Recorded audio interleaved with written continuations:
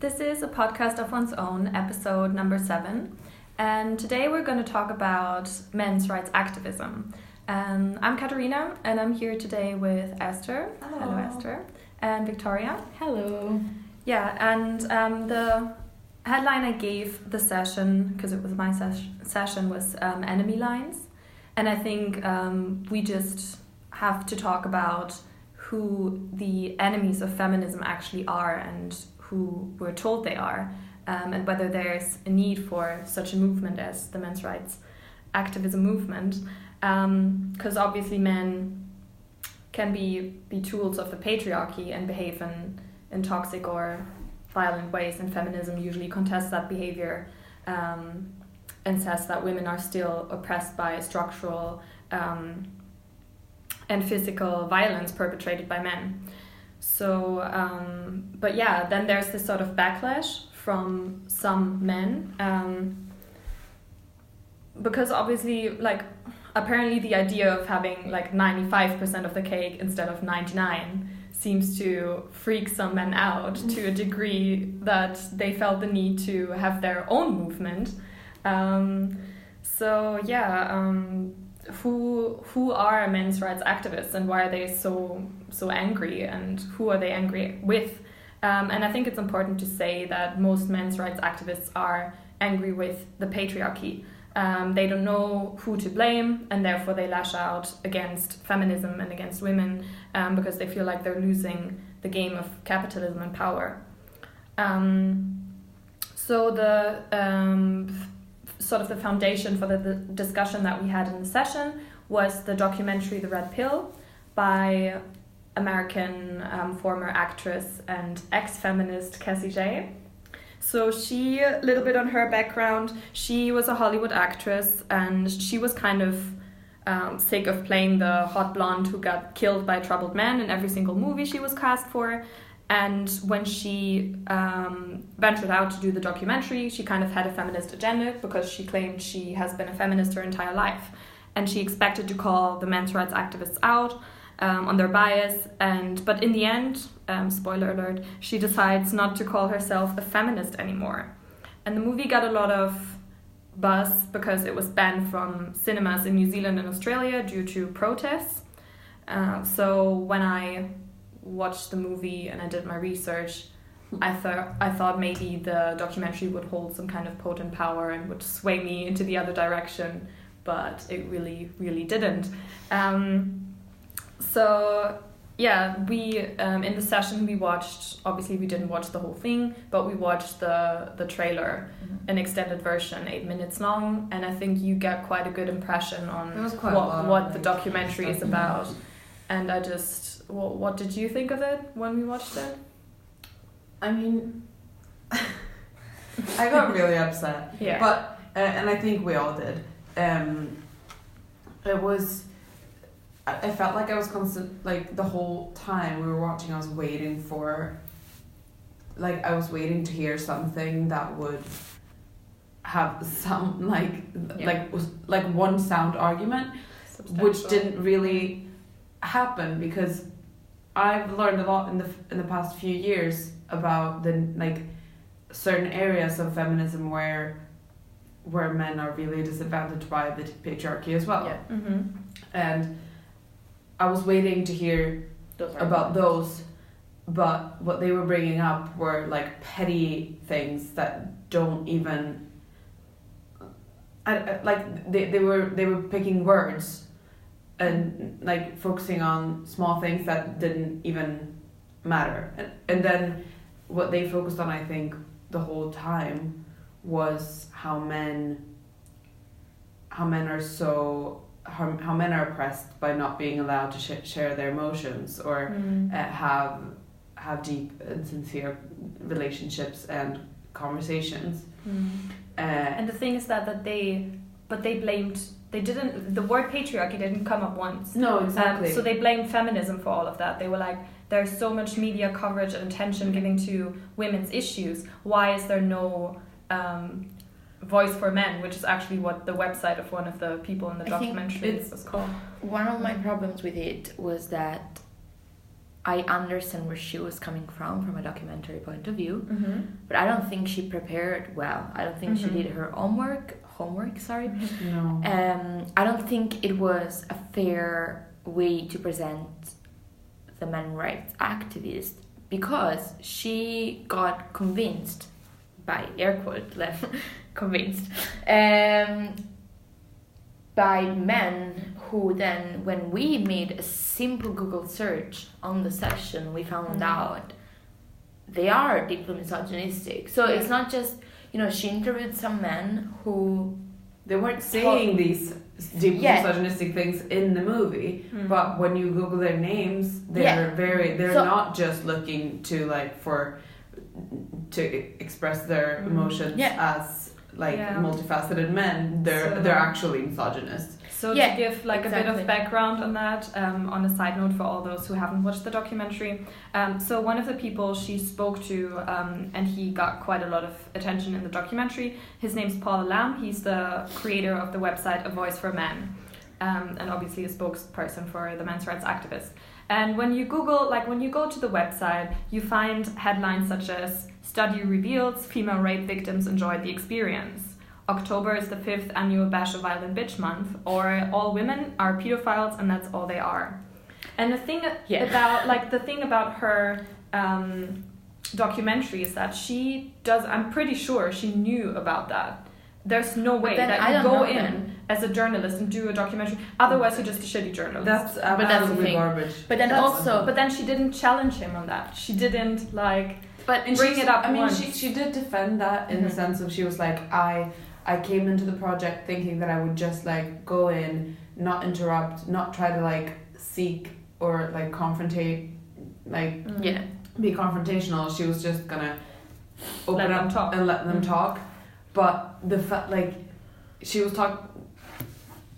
I'm baffled by this piece of document. I think I think it's just so poorly researched, because if she had done the research even to begin with, she would have understood that what she was doing was totally it was redundant, because the issues that they're bringing up, the arguments that these men's rights activists are saying that this is a problem for men, that is all discussed. That's actually not it's not on the front line of public of social media as much as it should be, but it is a central part of feminism. And that's where she did that's where her biggest mistake was, I think. I think I had other two big problems with it. One was that confirmation bias, meaning that it was pretty research. I think it was severely acritical. We watched her TED talk, and it was really a poorly critically written piece. If you were to submit, we are a university-based group. If we were to submit a work like that at uni, we would get a 30%, because there was no sort of counter-argument. There was no research made to counter-argue those points. And also the problem with that is that because she has a TED talk and she has a documentary, and that makes her look well-rounded, legitimate. People who are looking for that are going to look at that and think, see, somebody is giving me proof. And not everybody is interested enough in the topic to go and do their own research, and that's fair. There are some topics where I just take them as face value, and that's going to be taken as face value. And this leads me to my second problem, which is all the documentary does is, I think she was trying to unite people, but all that does is divide the groups even more. There's that saying, divide et impera, divide and then lead, because when you divide society into groups that hate each other, it's easier to lead and it's easier to force your power onto them. And I think that's exactly what this documentary encourages, and it makes it worse, because now we have on one hand this one documentary that has made this a public a public opinion sort of topic, sort of issue, whereby there's one group, feminism, who, I mean, obviously in my opinion, rightfully so, says, this is not a well done piece of work. There are some issues with it. There is no critical evaluation of it. But then on the other side, there's the other group of people who's saying, oh no, but this is exactly what I think too. And if somebody gives me the the acknowledgement that this is actually what happens, and we're gonna just keep fighting with one another. I mean, we just went and looked at the comments on the YouTube channel, right? People were raving about it. People were so excited about it. Like, finally, someone that talks about this issue. Finally, a woman who acknowledges exactly. Again, it's just people that find something and they're happy with what they find, so they don't dig deeper. Yeah. And so if we even like moving away from this particular documentary and just talk about the men's rights movement in general, there are the arguments that they're making are not made up. Like, that's fine, I understand, like there are differences and men suffer, but the whole point of having a men's rights movement that's vilifying feminism, that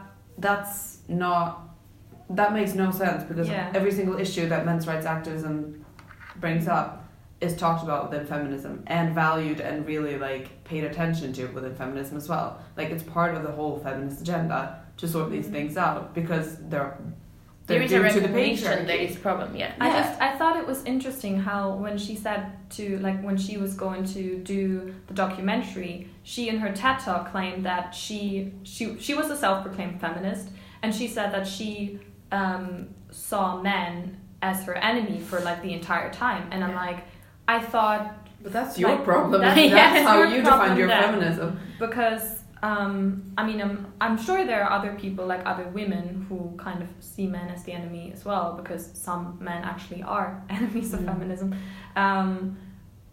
But not in general. Like, you can't just condemn an entire sex. I also think there was a problem, like, just getting away from the documentary, just what Esther was saying before. There is a focus on trying to solve the issue, like the symptom, rather than eradicate the system that creates the symptom. For example, one of the things that we discussed in the sections, which I thought was really interesting and like stimulating, was the fact that some of the men's rights activists, again, rightfully mentioned the fact that men, not in numbers, in the percentages, die more in wars. And that's true, because more men go to war. Yeah. You know, and more of them suffer from PTSD. Again, true, because more men go to war and are part of the army and the air force for structural reasons. That is that women were not allowed in the army, air force, or in any ways armed force up until a very recent point. And then because historically they have been the ones who have, gone to war more. And I appreciate that, and I think that's such an important issue. There should be systematic approach where men are granted the right support. But also, that is not a problem of feminism, because I think one of the members was saying, like, the solution is not just send more people to war. The solution is find another system to solve stop sending political... people to war. Yes, exactly. That would be... There's I think the basis, and we get to the big C every time, I think the basis that we miss is that we shouldn't fight just, like, we should all unite to fight the big C, capitalism and neoliberalism, and just in general, that's the issue whereby the patriarchal society develops from, and where differences stem from, and that's where the injustice is laid in. And I think we overlook that. That's my TED Talk. We were talking about, so just to break it down a little bit from a listener perspective. So a lot of the arguments that were brought up in the documentary and that are mainly brought up within the men's rights activist movement are sort of society's stigmatization of men showing emotions and talking about feelings and opening up about mental health. We like all the statistics that are brought forward by men's rights activists on that suicide is the biggest killer of men under 45, and I don't remember exactly what the numbers are, but I think it's almost like 4 out of 5 suicides are by men. I think men are 3 times more likely to kill themselves. 3 times more likely. Yeah. So that's all true, and that's really important. And then we're talking about how domestic violence. That was also brought up in the documentary. How there's a big shadow number of men not being able to come forward and talk about being abused in their in their homes, but then which again it comes back to the social stigma. Obviously, men are not as likely to report assault. Or I don't even know, like, because a lot of women don't report assault either. No, exactly. So like, that's a really difficult one to talk about. The thing that they were saying was that they claimed that almost as many men suffer from domestic violence as women, yet there's no media interest in male victims, and that's why there are no shelters for men, there are only shelters for women, etc., etc. And it's just not true, and that's just a thing that. Because even if there's a number of men who won't report assault, we just have to look at the numbers. Work with what we have right now. We just have to look at the numbers and just acknowledge that it's not true. And also, so just when we look at the numbers, 55% of female homicide victims are killed by their partner or a former partner, and in comparison, only 4% of male homicide victims are killed by their female partner, often in self-defense. These numbers just show that it's not like it's disproportionate, and it's very easy to report statistics in a way that seems like in a one-sided way that makes it seem that it supports your argument. But when you look at look at deeper layers, then you understand that that's not the case, such as the statistics on men being killed by their female partners, but if you would just omit the part where it's mostly in self-defense, it's probably even it means something totally different. And what the documentary also doesn't acknowledge is just the physical difference. If we look, obviously there are women who are taller and stronger than their partners, but in generally speaking, men are taller, stronger than women. They have more lean muscle mass. And if they get into an argument, women are much more likely to throw things from a distance or to like slap someone maybe, and men are much more likely to punch or strangle their partner. And it's just like the physical force. And in the documentary, there was a scene where men talked about being abused by his wife.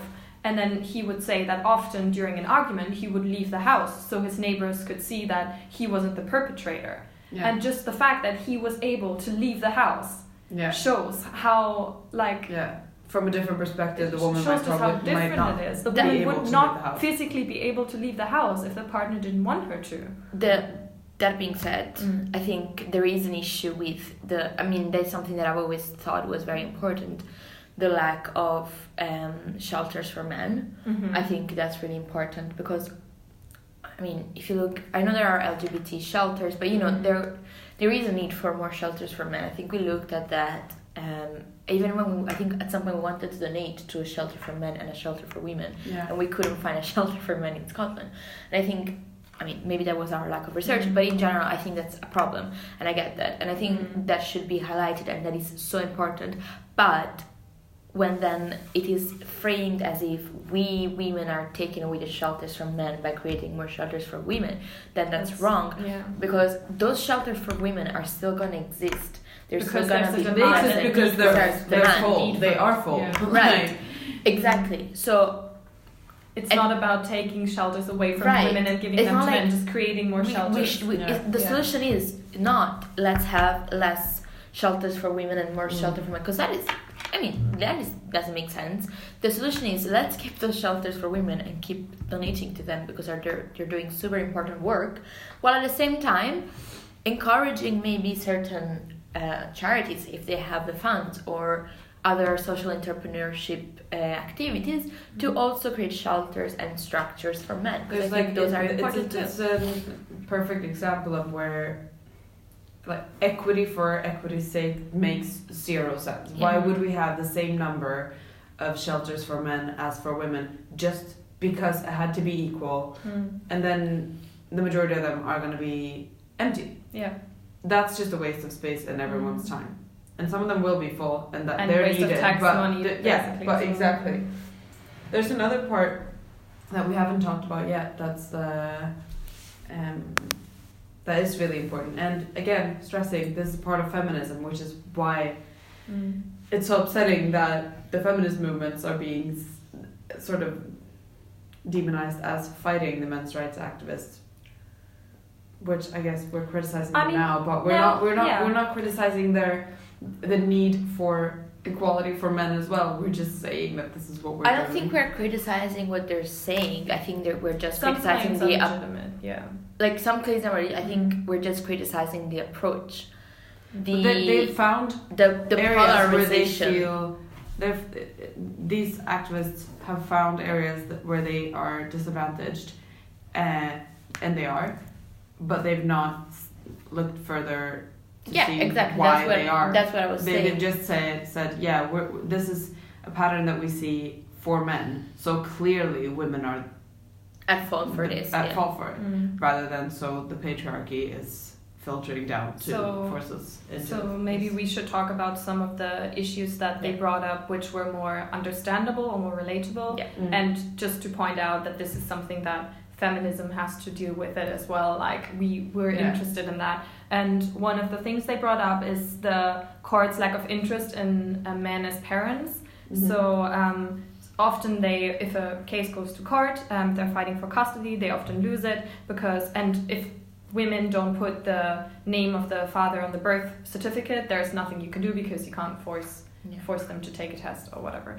But then again, like when the men's rights activists blame women for that and blame feminism for that, it doesn't go anywhere, because these are issues that men and women have to fight for together, because being like happy co-parenting should be in everyone's interest and is in everyone's interest, because of course men should be able to see their children grow up, and women shouldn't feel like they're responsible for working and raising the kids at the same time like that.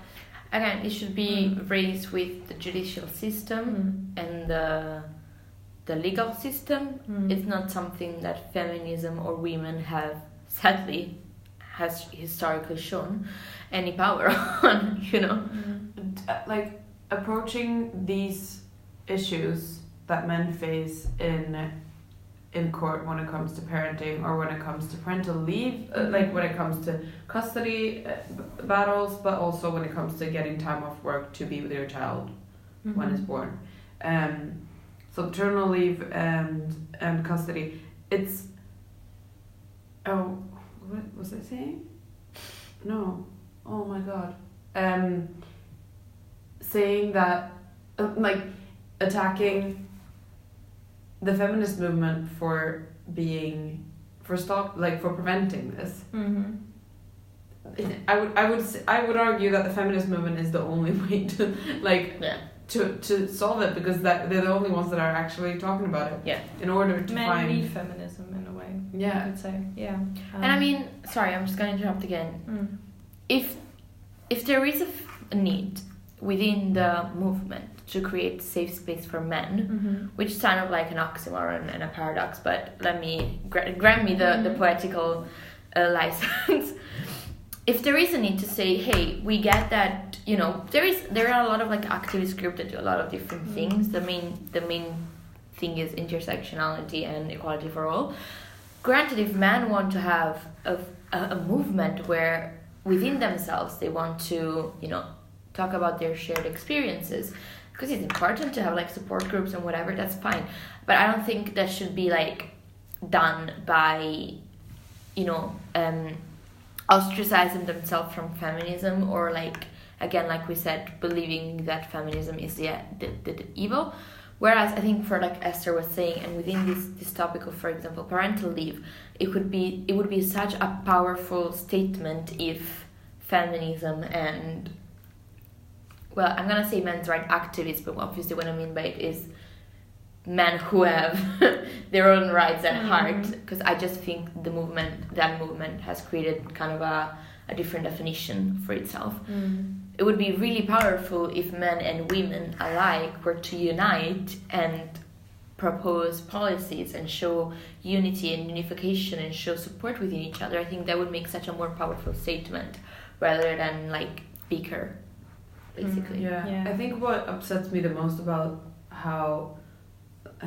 the extreme men's rights activist movement is that it's really really dangerous to pick out certain issues that the patriarchy is at fault for, and just deal with them, especially when it comes to what the men are suffering from. Imagine if, like, I personally don't even think it's possible to solve these problems without raising women, like without empowering women. Yeah.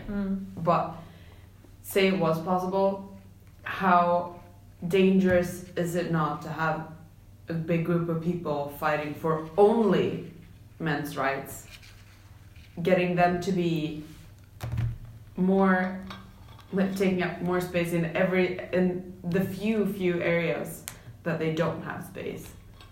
Well, the feminist movement is not making because progress. women need safe spaces. I just think it's a really scary scenario to see people that are, like, super passionate about ending oppression, but only for the people that are already not oppressed. You get what I'm coming from. Yeah. Like, it's really, it's terrifying to me, to be completely honest. I think there's a misunderstanding. I think we said that somebody's gonna take away your privilege. When you're privileged, the fear is, no, they're gonna take that away from me. I don't think it's just power. This is a very controversial but opinion. You are not entitled to the power. This is a very controversial opinion. I think privilege is what everybody should strive for, not what you should take away from people. Like, in my view, the aim is not to strip away privilege from one group specifically, but the point is to provide the same privilege to all of the rest of the groups and the minorities. So thereby you would sort of eradicate privilege altogether. Yeah, but what I mean, if you look at it in the other way, I think it's just a matter of language. If you say we want to take away your privilege, or if that's what people view as, then they're gonna feel scared. As, like, you are in a position like where an extra. you can take things for granted. Yeah, basically. Or, like, I mean, it depends. What I'm trying to, for example, look at is the idea that, you know, we're not trying to say men should be at a level where they experience the same sort of systematic oppression as us. That is not the goal. The goal is not to bring everybody to a level where they feel like they're a minority.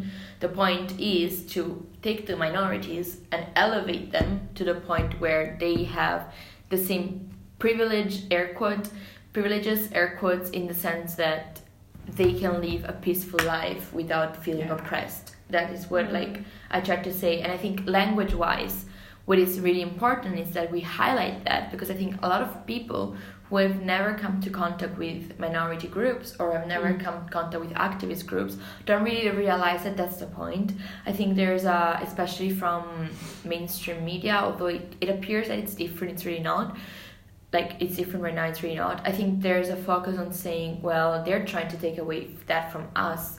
But we're not trying to take away, we're not taking away anything from anybody. We just want our own rights. And I think that's where the problem, and this makes sense, I promise. That's where one of the problems with men's rights activists is because there is this overview that we take things away from one another. Like, there's a piece of cake. And there's only one slice, and we keep battling for that, and that's not true, you know. And I think that's what makes them then vilify feminism, because if you say, well, they're trying to take something away from me, which means that if they have it, then I don't have it, and that is why they're mean, you know. Yeah, it's not it's like a twisted one. It's point not of like view. One excuse that, like, binary sort of. Yeah, it's a twisted point of view. It's not like we're saying, well, women need to be able to talk about their feelings, so we're gonna take that slice, so we can't have it. Exactly. That's not what's happening. And I think that's where the biggest misunderstanding comes from, and I think that's where the biggest divisions come from. I think once we install in people the idea that the point is that we should all have the same rights, equal rights, and we shouldn't live in a system where if you have rights the other person don't, then that would be a good starting point. I think my English didn't make much sense there, but yes. But that was kind of the conclusion of the session as well, because I feel like I agree with you, but the problem lies within the structures that sort of confine us all, men and women as well. Yeah, like, it lies within the patriarchal system that we have, because the patriarchy obviously loves the binary. It loves to put us into opposing camps and fight over, like, things that do not belong to anyone, that everyone should have. It's also a very neoliberal mindset. Sorry to interrupt. It's a very neoliberal mindset where to gain your riches you need to exploit someone else. Like, oh, but I'm gonna be rich. I don't care if I have to underpay them. That's ethically allowed, and I think that's a mindset that then is influencing every aspect of our life.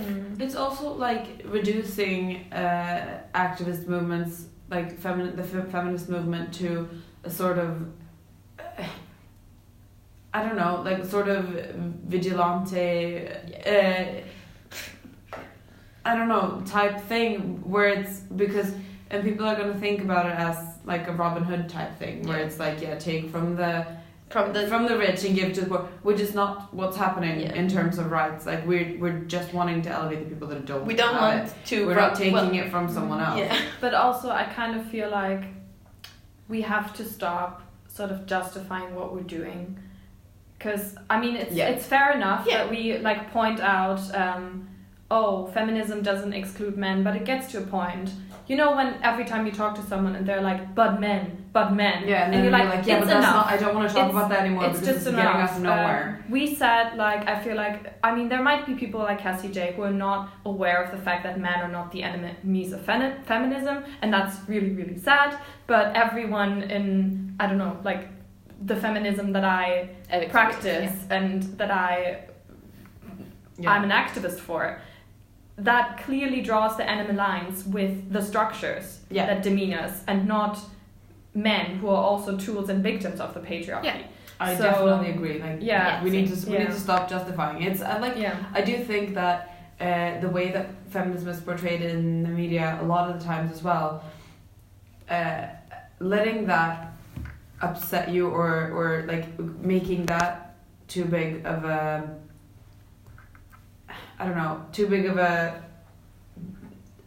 disruption in your own activism or your own practice is actually just taking time from what really matters. Like our activism needs to be moving forwards, and we're wasting time trying to justify or explain that we don't hate men. But if people think that is their problem, and if they think that, then they should go and do the research so they can find out that that's not the case. So this group does not hate men, everybody. We just don't enjoy the idea of a movement called men's rights activism because it goes under the umbrella of feminism. Yeah, and also there's no need for it. I'm gonna sound like one of those Hollywood execs. They're like, we don't need diversity. We have one woman in our room. We have a lot of men in our feminist group, so we're very diverse. Oh, that is true. Yeah. I mean, basically, if you care about men's rights, you care about feminists too. Great. Yeah, I think we can close this podcast now. It just shows again, like, talking about capitalism as well. My favorite thing to do. How I feel like I'm always the one who's like, but you know what the problem is? Capitalism. It's so true how well, like, the capitalism and the patriarchy go, like, hand in hand. Like, and the exploitation of the poor. I think we need a session next term. We've had it before, but I think we need a session next term on. You can comment if you think it's a good idea. Just about how feminism and capitalism, how the patriarchy and capitalism are interlinked, because brothers and sisters.